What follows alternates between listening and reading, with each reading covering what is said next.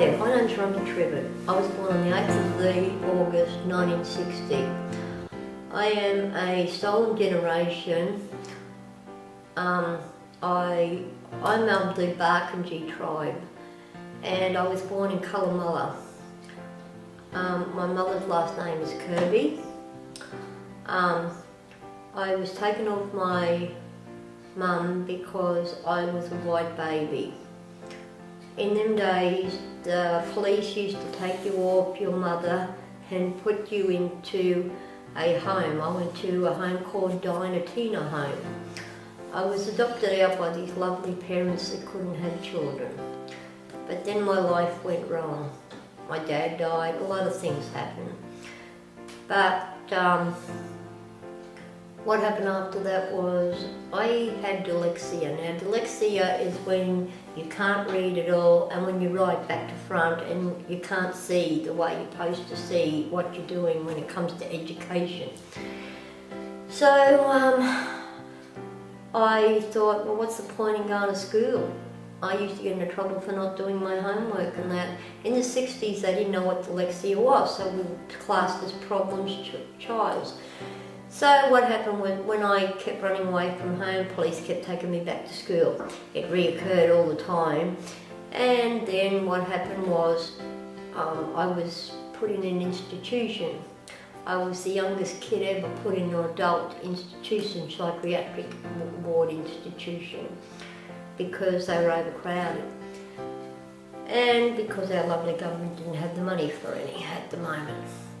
So then I was put into other places. Well, when it got, after about 1, 2, 3, 4, after 4 places, I was then put into this lovely place that was a nightmare, and I really mean a nightmare. I was put in a place called Osler House, Wollston Park. Kids were actually placed in there. A lot of them came out of Wilson Youth Hospital that was from a kids institution. It was the only kids one I was ever in. The others were adults. Now Osler House was where they put murderers that they couldn't handle in Bogga Road Jail, the big jail in Queensland. So they were put in with us. We learned a lot from them. We learned all the lies, we learned all the conning, we learned everything. We had learned how to make a mockery of the system, and you name it.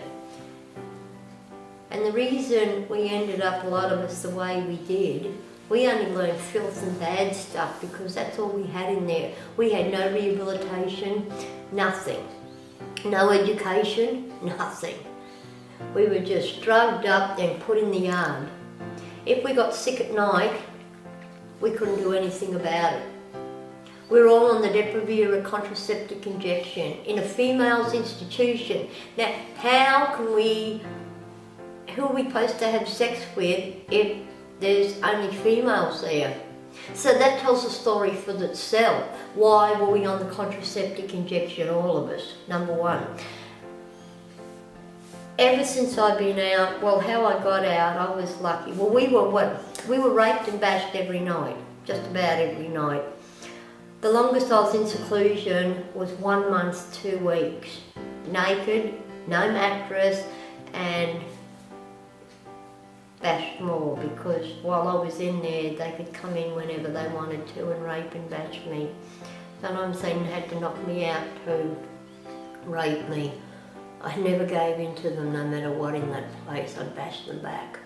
We were treated like animals, so we were taught to survive like animals.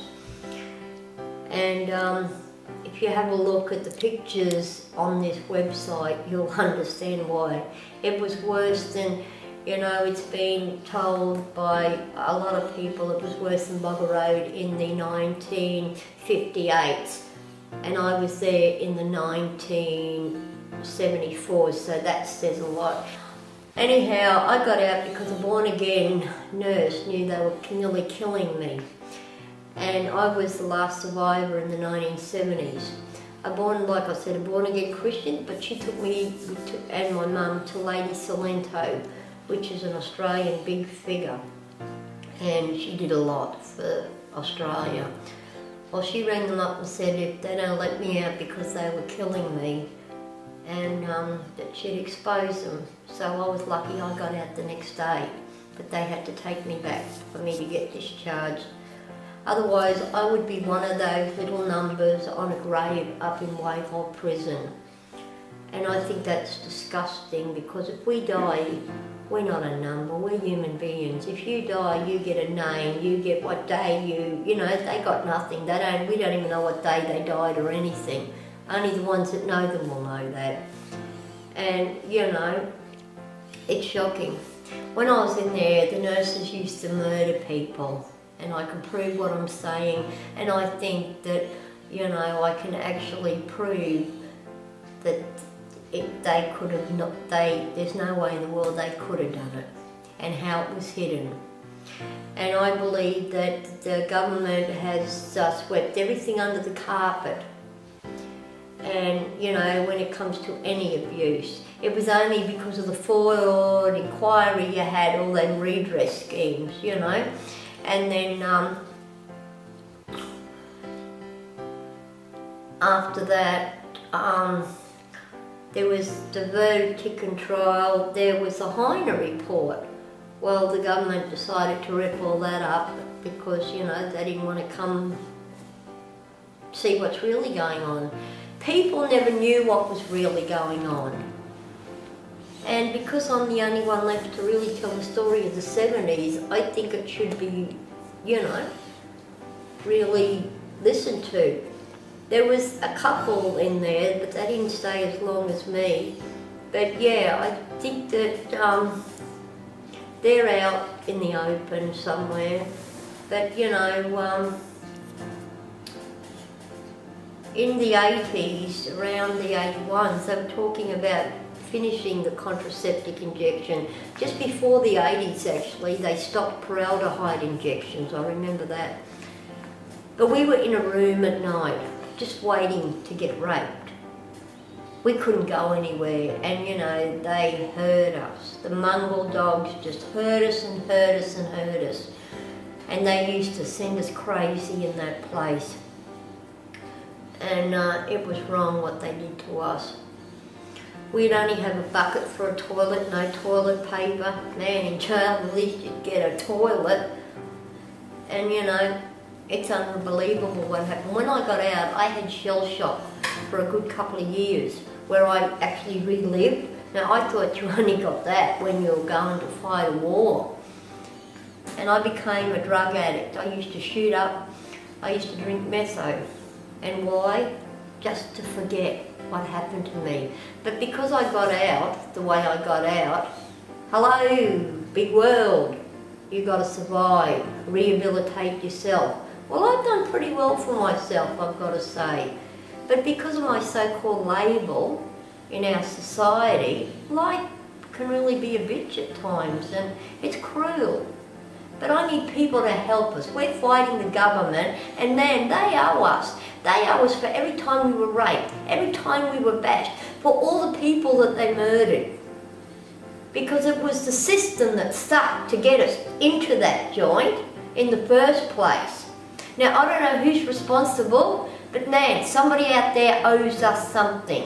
No, I'm not talking about only money-wise. I'm talking about education, counselling, to get us from A to B so we can live a normal adult life in society and be accepted for once instead of rejected. You know, my famous word, if I had to get a Bachelor of Arts, it would be in rejection, because I know all about that word and I hate it. And labelling.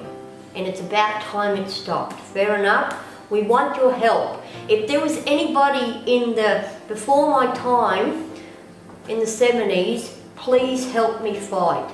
Because you know what I know. And we need everybody's help.